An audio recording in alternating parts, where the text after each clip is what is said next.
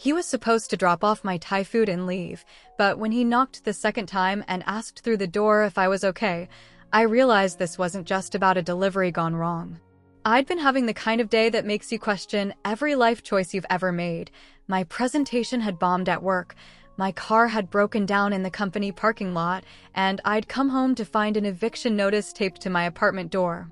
So when the delivery driver knocked at 8 p.m., I was already in my pajamas, surrounded by tissues, and feeling sorry for myself in the most spectacular way possible. "Just leave it by the door, please," I called out, not trusting my voice to sound normal if I had to make actual conversation with another human being. Before I continue this, hit that subscribe button. I post one real story every single day. And tell me in the comments, where are you watching from? I'm always curious who my stories are reaching. But instead of footsteps walking away, I heard a second knock. Softer this time, more hesitant. "Ma'am? I'm sorry to bother you, but are you all right in there?" The voice was deeper than I'd expected, with a gentleness that made me pause in my self-pity spiral. Most delivery drivers just dropped the food and ran. They didn't stick around to check on customers who sounded like they'd been crying. "I'm fine," I said, though my voice came out thick with tears. "Thank you for asking. You don't sound fine." I walked to the door, pressing my forehead against the cool wood. Through the peephole, I could see a tall man in his early 40s standing in my hallway, holding a bag from Bangkok Kitchen, my usual order from my usual place. But something about the way he was standing there, patient and concerned, made me look more closely. "Do I know you?" I asked through the door. "Yeah," he said quietly. "You do. I'm Daniel. From the coffee shop on 6th Street? The Grind." My heart stopped. The Grind had been my sanctuary for 2 years, the place I went every morning before work, every Saturday to read, every time I needed to feel like I belonged somewhere. And Daniel was the owner, the quiet man with kind eyes who remembered my order and always asked how my day was going. "Daniel?" I opened the door, suddenly very aware of my tear-stained face and oversized t-shirt. "What are you doing here? And why do you have my food?" He was even taller than I remembered, probably 6'2", with dark hair that was graying at the temples and the kind of weathered face that suggested he'd worked with his hands before he owned a coffee shop. He was wearing jeans and a simple black t-shirt, and there was something about the way he looked at me, concerned but not pitying, that made me want to cry all over again.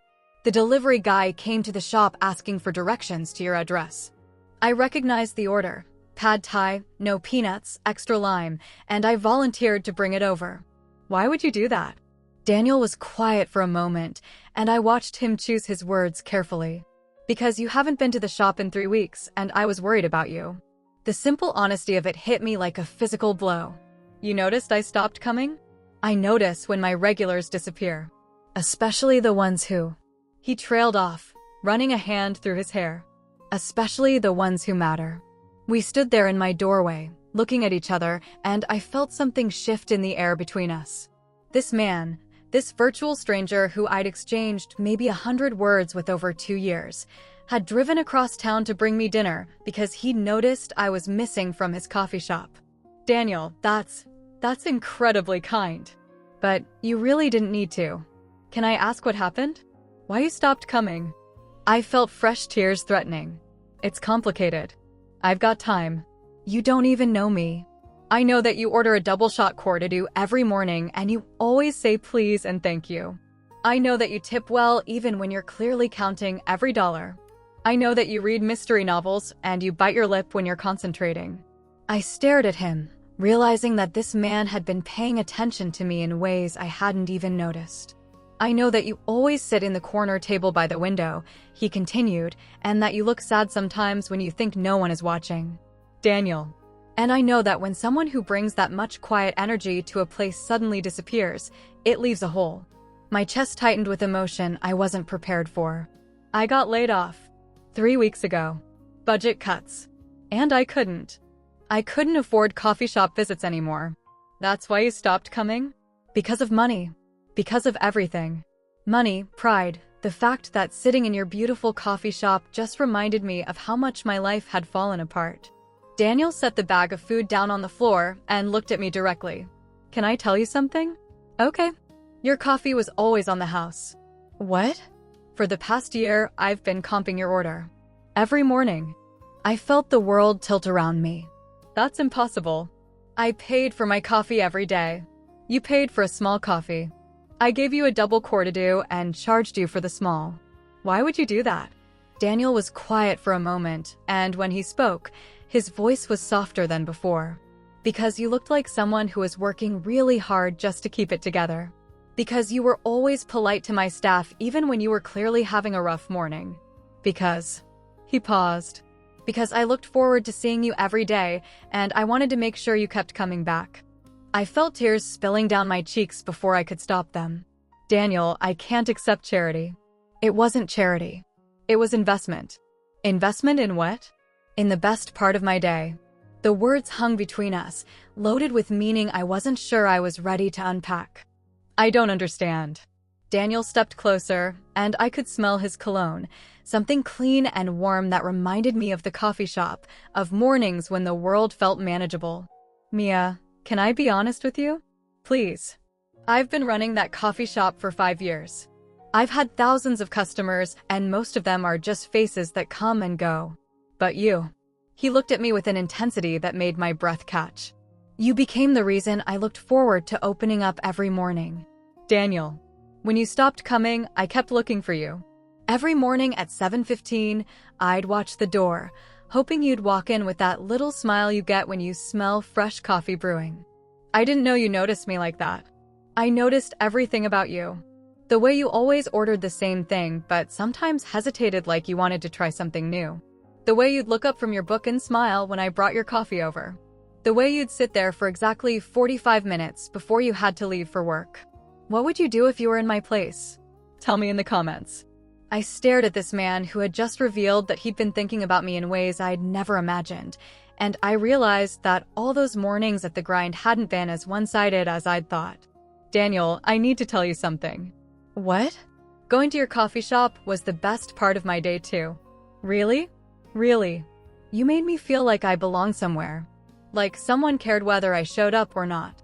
I did care. I do care. But you never said anything.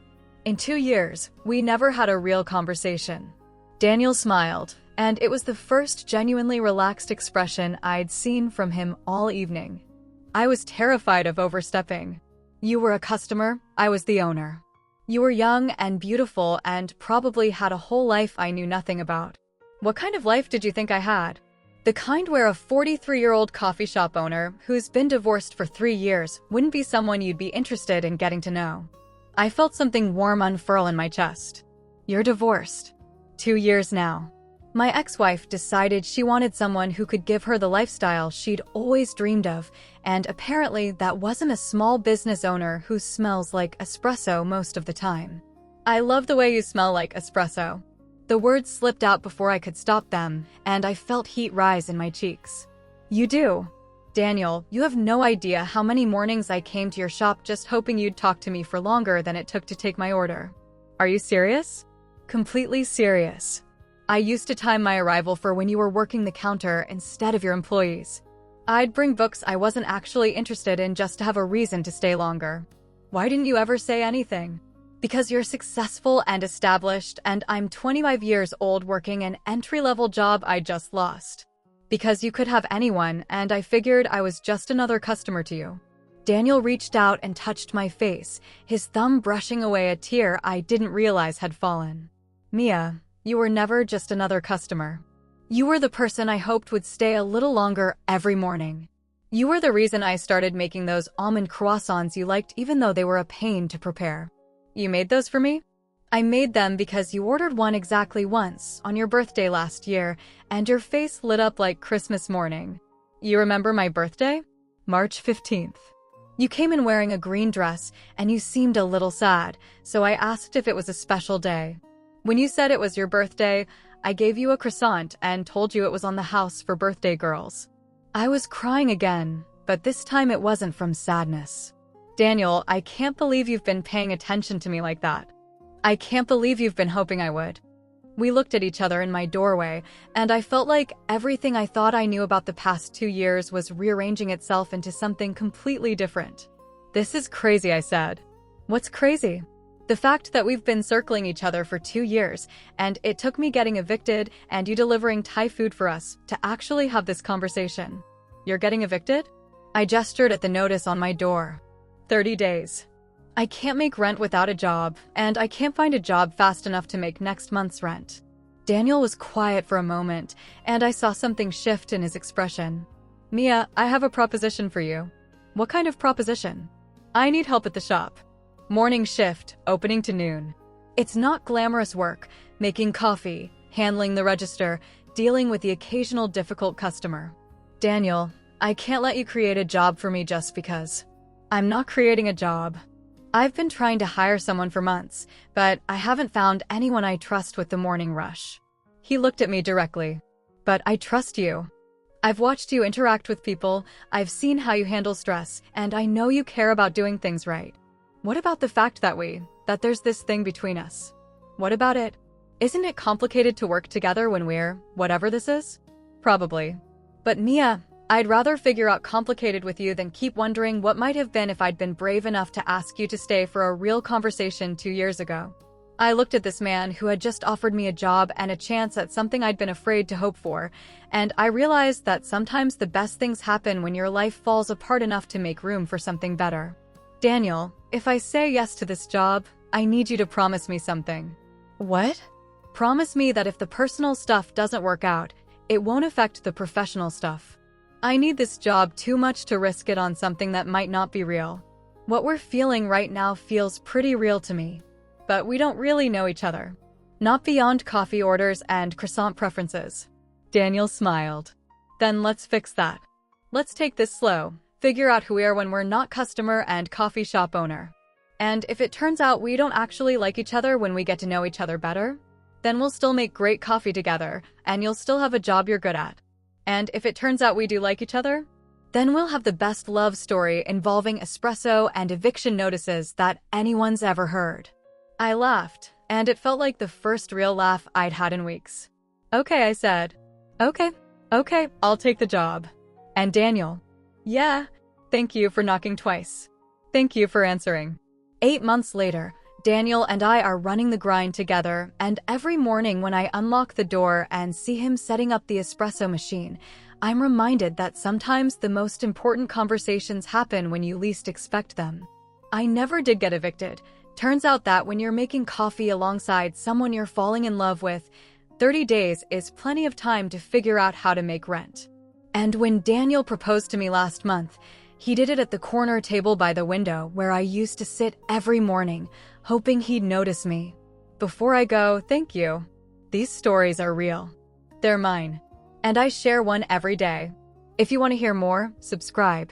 He gave me a ring-along with a double-shot Cortadou, no charge, and told me that sometimes the best investments are the ones you make in people you hope will stick around forever. I'm planning to stick around for a very long time.